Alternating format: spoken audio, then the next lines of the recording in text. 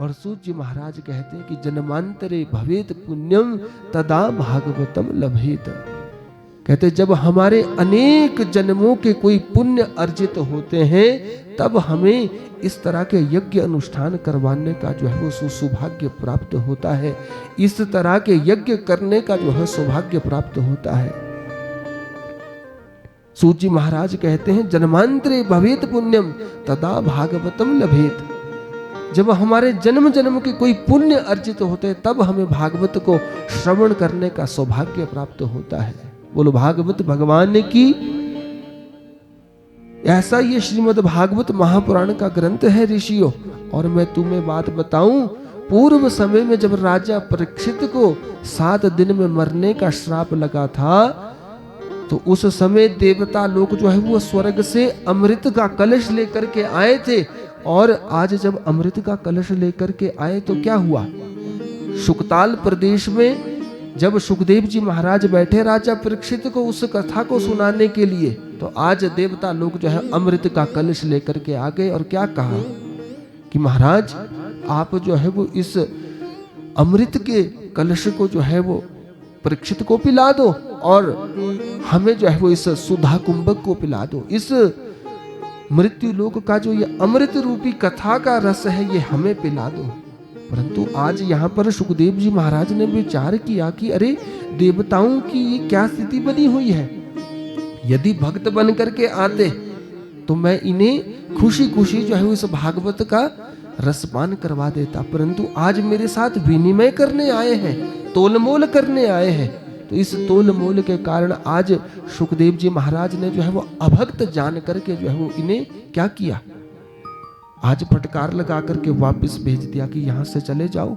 यदि तुम भक्त बन करके आते तो मैं तुम्हें इस भागवत की कथा को सुनाता। अभक्ता सांश विज्ञाय न ददौ च कथामृतम। अभक्त जान करके उन देवताओं को फटकार लगाई और वापस भेज दिया। बोलो गोविंद भगवान की।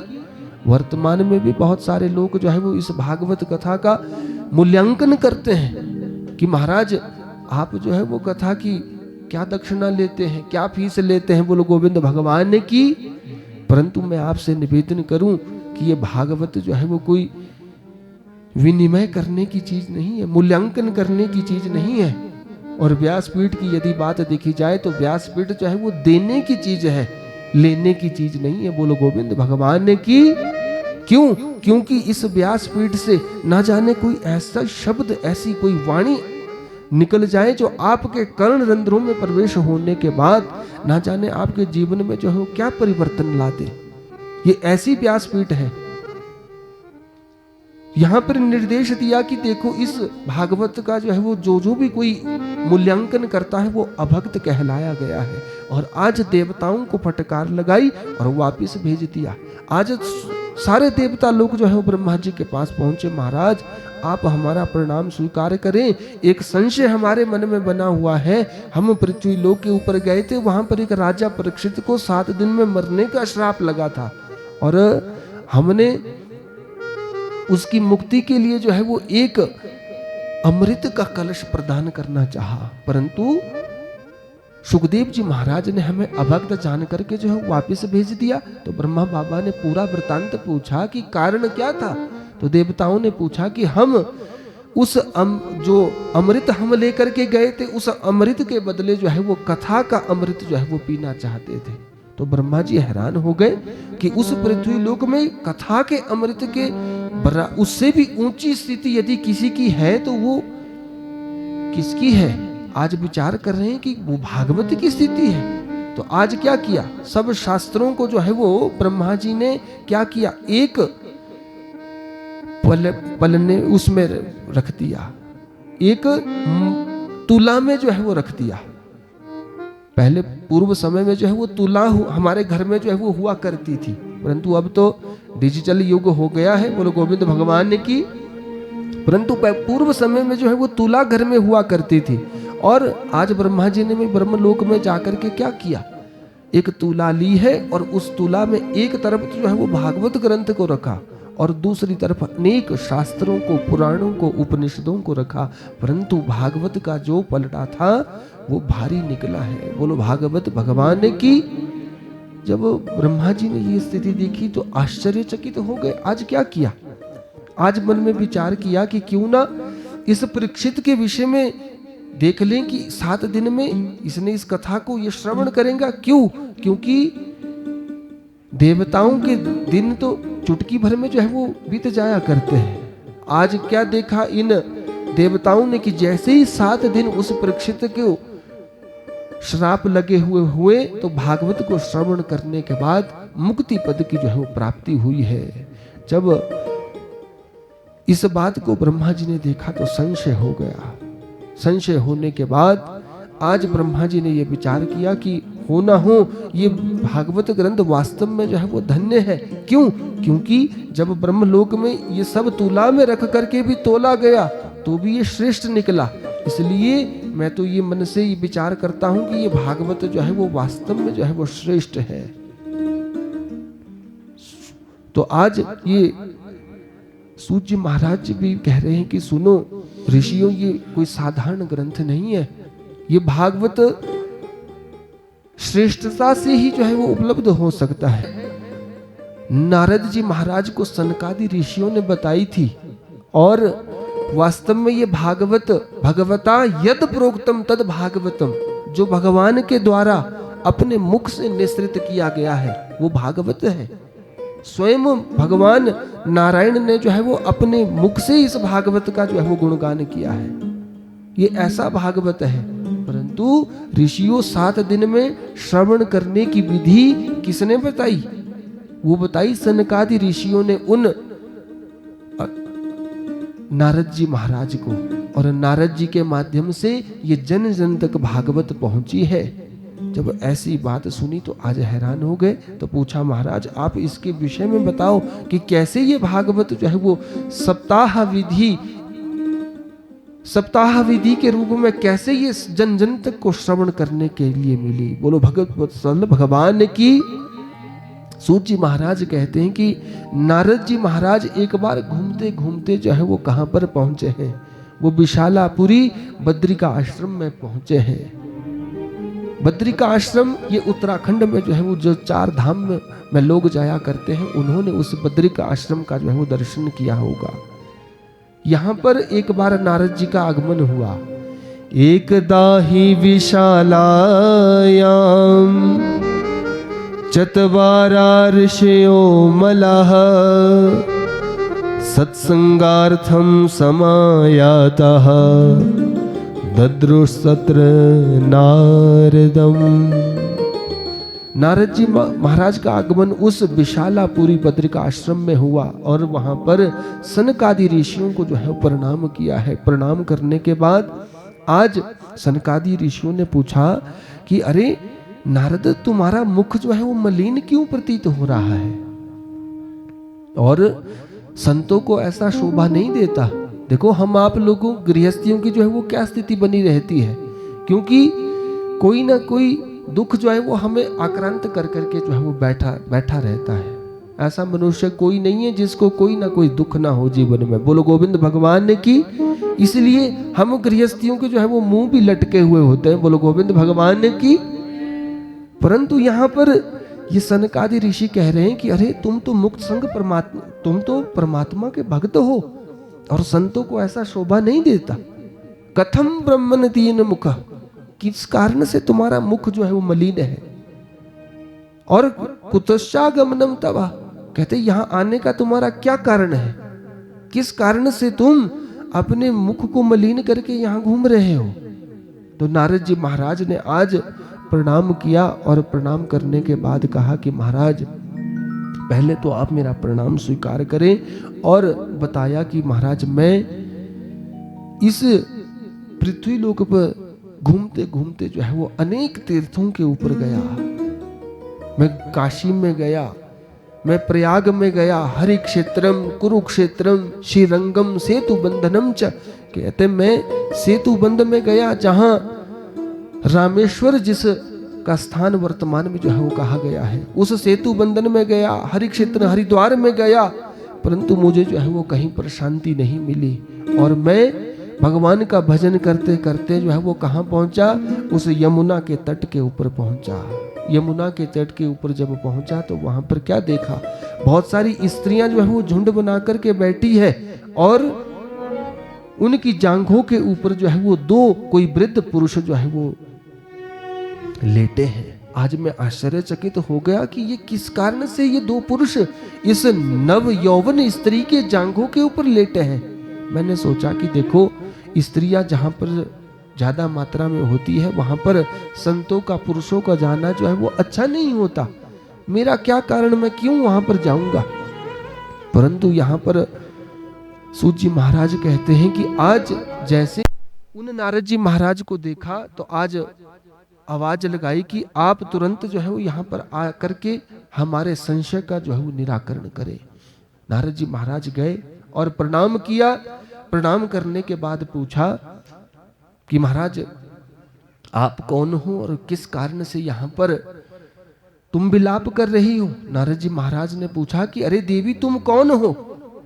तो आज जब उस देवी से पूछा तो उस देवी ने जो है बड़े सुंदर शब्दों में उत्तर दिया कि अहम भक्ति रीति ख्याता, मेरा नाम जो है वो भक्ति है और मैं यहाँ पर इस वृंदावन में आकर के जो है वो नव युवान हो गई।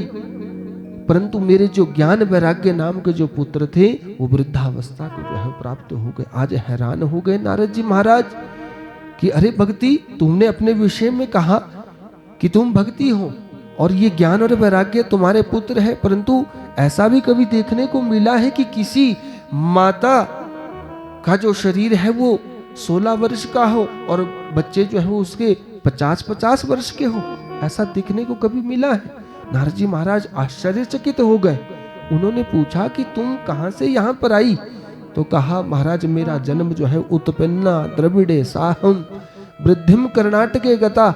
कहते मैं द्रविड़ देश में पैदा हुई और धीरे धीरे मैं बढ़ने लगी तो मैं कर्नाटक देश में गई और कर्नाटक देश में जाने के बाद क्या हुआ, क्वचिन क्वचिन महाराष्ट्र ही गुर्जरे जीर्णताम गता। जैसे जैसे मैं बड़ी हुई तो जैसे जैसे मैं अनेक प्रांतों में गई, जैसे ही मैं महाराष्ट्र में पहुंची तो वहां पर जो धनवान लोग थे उनके द्वारा जो है वो मुझे छिन्न भिन्न किया गया। जब छिन्न भिन्न किया गया तो मैंने क्या किया, मैंने मन में विचार किया कि अब मैं उस सारे स्थान को छोड़ करके चली जाऊंगी और मैं आकर के जो है वो उस वृंदावन धाम में पहुंच गई। जैसे ही मैं इस वृंदावन धाम में पहुंची तो क्या हुआ, मेरा शरीर जो है वो नवयौवन हो गया और मेरे बेटे ज्ञान और वैराग्य जो थे वो वृद्धावस्था को प्राप्त हो गए। बोलो गोविंद भगवान की। उस वृंदावन की भूमिका के विषय में बताया कि महाराज वो भक्ति उस वृंदावन धाम में जो है वो नित्य प्रति जो है वो नृत्य करती है और नव यौवन होकर के जो है वो घूमती रहती है। परंतु यहां पर उस भक्ति ने अपने उन ज्ञान और वैराग्यों के दुख को दूर करने के लिए नारद जी महाराज से आग्रह किया है कि आप मेरे इन पुत्रों का दुख को दूर कर दो। कैसे ये जागृत अवस्था को प्राप्त हो जाए, और ये अभी तो बूढ़े देखने में प्रतीत हो रहे हैं, परंतु कैसे ये नव यौवन बन जाए, आप उसके लिए जो है वो कोई साधन करो और ये भी बताओ मुझे कि ये किस कारण से वृद्धावस्था को प्राप्त हो गए हैं। तो नारद जी महाराज ने कहा कि देखो भक्ति, धन्य हो तुम जो इस वृंदावन धाम में आकर के जो है वो नवीनता को जो है वो प्राप्त हो गई हो, और ये जो ज्ञान और वैराग्य तुम्हारे पुत्र हैं, मैं तुम्हें स्पष्ट करूं तो ये कलयुग के कारण जो है वो वृद्धावस्था को प्राप्त हो गए हैं। क्यों? क्योंकि वो द्वारिकाधीश भगवान अपनी लीला को पूर्ण करने के बाद जो है वो जा चुके हैं। और जैसे ही तुम ऐसे वृंदावन धाम में पहुंची तो यहाँ पर तो भगवान जो है वो नित्य प्रति जो है वो रमण किया करते हैं, इसीलिए तुम तो यहाँ पर नवीनता को प्राप्त हो गई, नव यौवनता को प्राप्त हो गई, परंतु तुम्हारे जो पुत्र ज्ञान और वैराग्य थे वो वृद्धावस्था को प्राप्त हो गए हैं। तो यहाँ पर भक्ति ने नारद जी महाराज के साथ बड़ा सुंदर संवाद किया कि महाराज ये कलयुग कैसा है, ये कलयुग कैसा दुष्ट है जिसके आते ही जो है वो मेरे ये ज्ञान और वैराग्य नाम के पुत्र जो है वृद्धावस्था को प्राप्त हो गए। तो आज भक्ति ने कह दिया कि महाराज आप कोई ऐसा उपाय करें जिससे ये मेरे ज्ञान और वैराग्य नाम के पुत्र जो है वो जागृत अवस्था को प्राप्त हो जाए। तो नारद जी महाराज ने कहा कि देखो ये कलयुग जो है वो कैसा है, यत फलम नास्ति तपसा न योगेन समाधिना तत्फलम लभते सम्यक कलौ केशव कीर्तनाथ। देखो इस कलयुग में जो है वो अनेक प्रकार के जो है वो दोष ही दोष विद्यमान है भक्ति, परंतु इसमें जो है वो एक महान गुण भी है। और वो महान गुण कौन सा है? यत फलम नास्ति तपसा न योगेन समाधिना। कहते जो पूर्व समय में, पूर्व के युगों में जो ना तपस्या से, ना योग से, ना प्राणायाम से जो फल मिला करता था, वो केवल और केवल कलयुग में नाम से जो है वो मिल जाया करता है। इसीलिए तो भगवान ने इसे आश्रय यहाँ पर दिया। आगे हम कलयुग के विषय में श्रवण करेंगे कि ये कलयुग के साथ साथ जो है वो 4 भाई है। अब जब भगवान अपनी लीला को पूर्ण करके जाने थे तो कलयुग तो वास्तव में आना ही था, परंतु जब कलयुग आया तो राजा परीक्षित ने इसे रहने के लिए स्थान दिया। क्यों? क्योंकि इसमें एक विशेष गुण जो है विद्यमान है। और वो विशेष गुण क्या है? कलयुग केवल नाम आधारा, जपत जपत नर उतर ही बारा। इस कलयुग में जो है वो नाम की जो है वो विशेष भूमिका कही गई है। जो मनुष्य इस कलयुग में केवल भगवान का नाम भी ले लेगा, उस नाम से भी मनुष्य जो है वो पार हो जाएगा। उसे कई प्रकार की जो है वो समाधि की, ना योग की, ना तपस्या की कोई आवश्यकता नहीं पड़ेगी। और नारद जी महाराज कह ले हैं कि अरे भक्ति तुम्हारे दुख को भी और इस चराचर के दुख को वो परमात्मा जो है वो सबसे निकट हो करके जो है वो देख रहे हैं। अयम ही युग धर्मो, ये किसी और का दोष नहीं है कि तुम्हारे ज्ञान और वैराग्य जो है वो बूढ़े हो गए हैं। क्योंकि यदि हम विचार करें ना कि यदि कथा ही कथा होती रहे, ज्ञान की कथा होती रहे, तो क्या मनुष्य की स्थिति हो जाती है? आलस आ जाता है। क्यों? क्योंकि ज्ञान को पचाना बड़ा मुश्किल होता है। बोलो गोविंद भगवान की। इसलिए तो बीच बीच में जयकारा भी और जयकारे के साथ साथ भी जो है वो कीर्तन करना आवश्यक हो जाता है। क्यों? क्योंकि उस माध्यम से वो कथा आपके हृदयंगम होगी। इसीलिए तो बताया है कि कलयुग केवल नाम आधारा। नारद जी महाराज कहते हैं कि देखो भक्ति इसमें किसी का दोष नहीं है। अयम ही युग धर्मो वर्तते कस्य दोषण। कहते इसमें किसी का दोष नहीं है। अतस्तु पुंडरीकाक्ष, कहते वो पुंडरीकाक्ष भगवान इस स्थिति को जो है वो सबसे निकट से जो है वो इस समय कलयुग में देख रहे हैं। और वो नारायण भगवान ही जो है वो सबका कल्याण करने वाले हैं। बोलो गोविंद भगवान की। और तुम तो भगवान नारायण की जो है वो अनन्य प्रीति रखने वाली हो, और तुम्हारे लिए तो वो नीचों के घर में भी आ जाया करते हैं। ऐसी भक्ति की जब महिमा को गाया तो महिमा को गाने के बाद बताया कि देखो मैं तुम्हारे इन पुत्रों का दुख दूर करूंगा। तो नारद जी महाराज ने जो है वो अनेक प्रयास यहाँ पर उनके ज्ञान और वैराग्य को जगाने के लिए किए हैं। खेद मत करो भक्ति, मैं इन्हें जगाने के लिए कोई प्रयास करूंगा। तो महाराज यहाँ पर नारद जी ने जो है वो वेद का पाठ किया है, गीता का पाठ किया है, परंतु इन्हें कोई जागृति नहीं आई है। धीमी धीमी सी जागृति तो आई, परंतु जैसे ही वो गीता का पाठ बंद हो तो गीता का पाठ बंद करने के बाद क्या हुआ? दोबारा से सुषुप्त अवस्था में ये चले गए। जब ये स्थिति नारद जी महाराज ने देखी तो क्या मन में विचार कर रहे हैं कि अरे इनके लिए कोई ऐसा कौन सा ज्ञान इनके कानों में मैं डालूं जिससे इनको जागृत अवस्था आ जाए। तो आज नारद जी जब प्रयास कर रहे थे तो उस प्रयास में जो है विफल हुए, और विफल जब हुए तो आकाशवाणी हुई कि देखो नारद, इन ज्ञान और वैराग्य को जगाने के लिए कोई सत्कर्म करो, कोई सत्कर्म करो। आज नारद जी महाराज हैरान हो गए कि सत्कर्म करने के लिए मुझे ये कह दिया गया, वो सत्कर्म कौन सा होगा? मन में ये विचार करने लगे। तो आज भक्ति को कह दिया कि देखो भक्ति, तुम अपने पुत्रों के साथ इस यमुना के तट के ऊपर विराजमान रहो, और मैं तुम्हारे दुख को दूर करने के लिए कोई ना कोई प्रयास जो है वो जरूर करूंगा। बोलो गोविंद भगवान की। मैं भी हरि का दास नहीं यदि तुम्हारे दुख को दूर ना कर दूं। तो इस महात्म्य में जो है वो 2 कथाएं जो है वो मुख्य रूप से आती है। एक सकाम कथा है और एक निष्काम कथा है। निष्काम कथा कही गई है कि यहाँ पर नारद जी महाराज को अपना कोई दुख नहीं था, परंतु इस भक्ति के दुख को दूर करने के लिए ये नारद जी महाराज घूमते घूमते जो है वो उस विशालापुरी बद्रिका आश्रम में पहुंचे और उन्होंने बता दिया सनकादि ऋषियों को कि महाराज मेरे दुख का कारण क्या है। मेरे दुख का कारण यही है कि उन भक्ति ज्ञान और वैराग्य के दुख को दूर कैसे किया जाए। तो आज उन सनकादि ऋषियों ने जो है वो बड़ी सुंदर बात की है कि नारद तुम तो बिना बात के ही चिंतित हो। अरे वास्तव में तुम्हें मैं बात बताऊं कि उनका दुख जो है वो कैसे दूर हो सकता है। वो सत्कर्म से दूर हो सकता है और वो सत्कर्म कोई और नहीं है। सत्कर्म सूचको नूनम ज्ञान यज्ञम स्मृतो बुधई श्रीमद् भागवतः लाप सतु गीता शुकादिभिः। अरे नारद कोई वो सत्कर्म कोई और नहीं है। सत्कर्म सूचको नूनम, वो छोटा सा सत्कर्म क्या है। ज्ञान यज्ञम स्मृतो बुधई, तुम उनको उनके कल्याण के लिए कोई ज्ञान यज्ञ करो।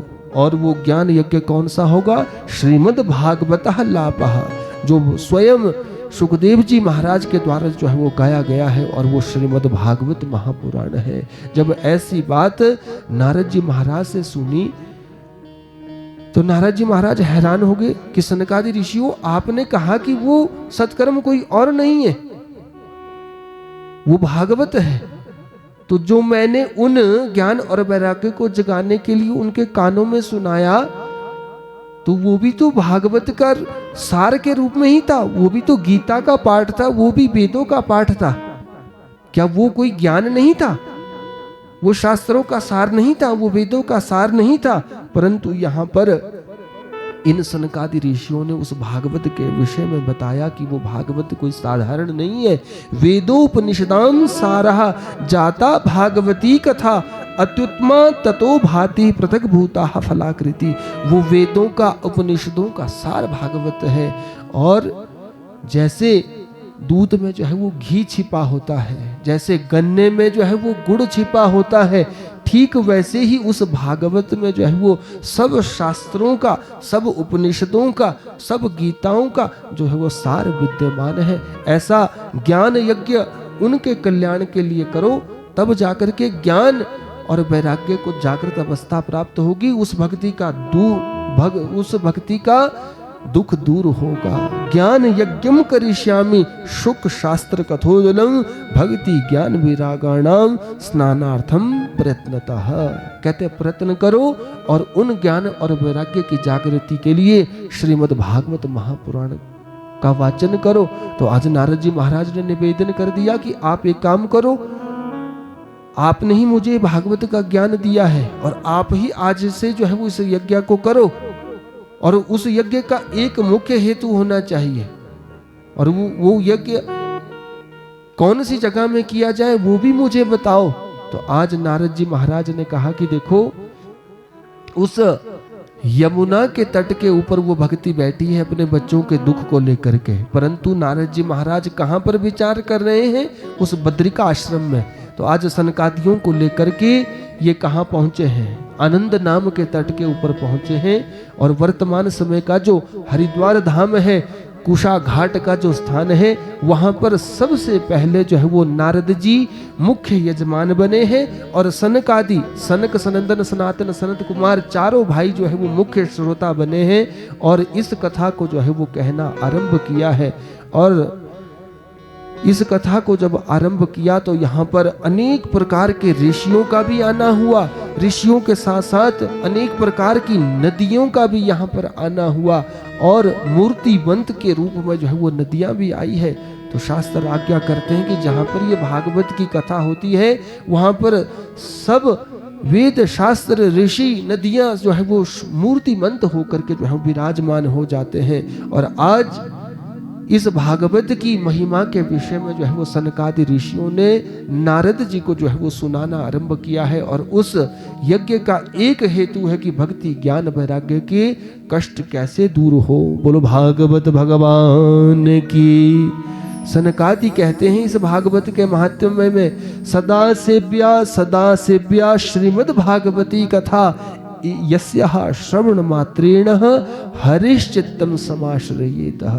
नारद, यदि कोई मनुष्य अपने जीवन काल में इस भागवत को श्रवण कर लेता है तो हरि भगवान जो है वो कहाँ बैठ जाते हैं? उसके हृदय में बैठ जाते हैं। इसलिए इस भागवत को श्रवण करना चाहिए। और कब कब श्रवण करना चाहिए?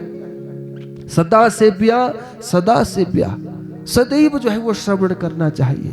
ऐसी इस भागवत की महिमा के विषय में बताया। और सनकादि ऋषियों ने कहा कि देखो, अनेक पुराणों को श्रवण करने की आवश्यकता नहीं है मनुष्य को अपने जीवन में। यदि वो श्रद्धा से एक भागवत को भी श्रवण कर लेता है, किम श्रुतेर बहुभिः शास्त्रे पुराणेश्च भ्रमावहे। अनेक पुराणों में अपने मति को भ्रम में नहीं डालना चाहिए। एकम भागवतम शास्त्रम मुक्ति दानेन गर्जति। एक भागवती ऐसा शास्त्र है जो मनुष्य की मुक्ति की जो है वो गर्जना करता है। बोलो भागवत भगवान की।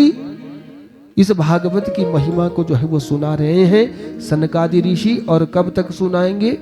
कल ठीक 1 बजे तक। बोलो गोविंद भगवान की। और उसके बाद हम यहाँ पर कथा को श्रवण करेंगे। आगे इस कथा की महिमा के विषय में बताया गया है कि किन किन लोगों ने पूर्व समय में इस कथा को श्रवण किया।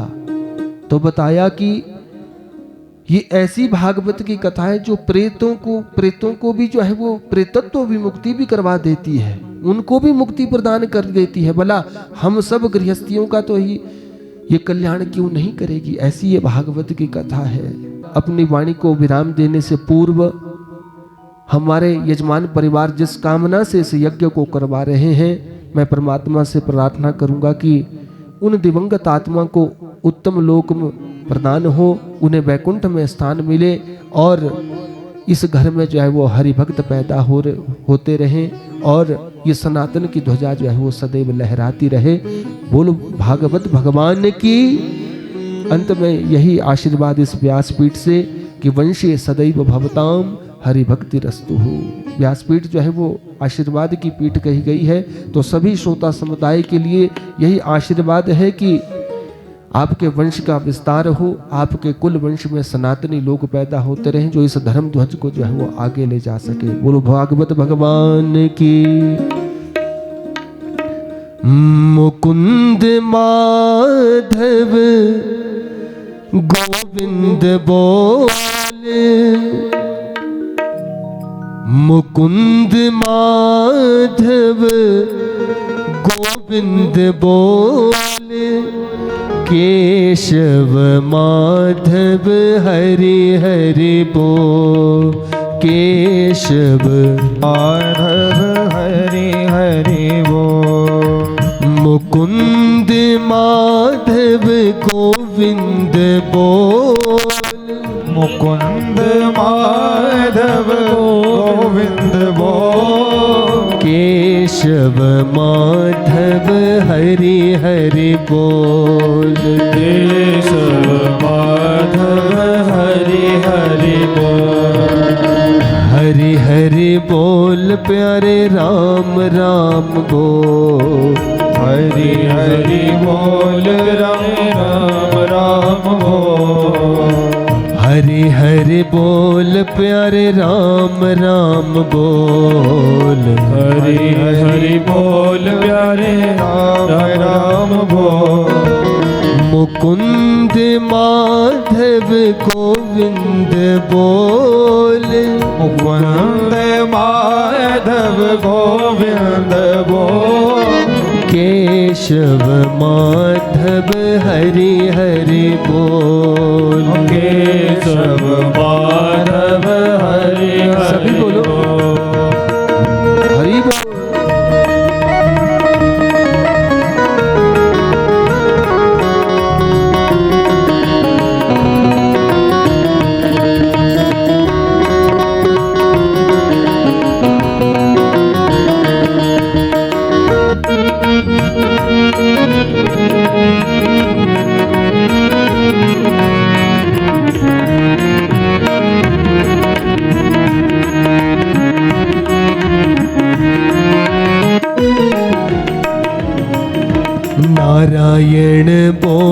प्यारे नारायण बोल। नारायण बोल प्यारे नारायण बोल। नारायण बोल प्यारे नारायण बोल। नारायण बोल प्यारे नारायण बोल। मुकुंद माधव गोविंद बोल। मुकुंद माधव गोविंद बोल। केशव माधव हरि हरि बोल। केशव माधव हरि हरि बोल। सभी गाओ बोल गोविंद भगवान की।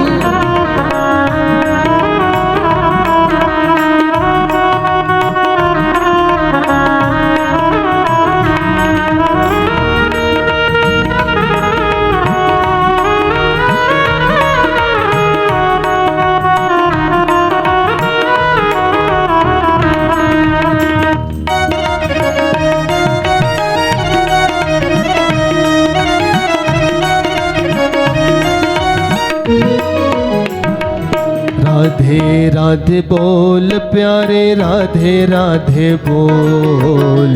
राधे राधे बोल प्यारे राधे राधे बोल। राधे राधे बोल प्यारे राधे राधे बोल। राधे राधे बोल प्यारे राधे राधे बोल। मुकुंद माधव गोविंद बोल। मुकुंद माधव गोविंद बोल। केशव माधव हरि हरि बोल। केशव सभी गाओ माधव हरि हरि बोल। जय हो।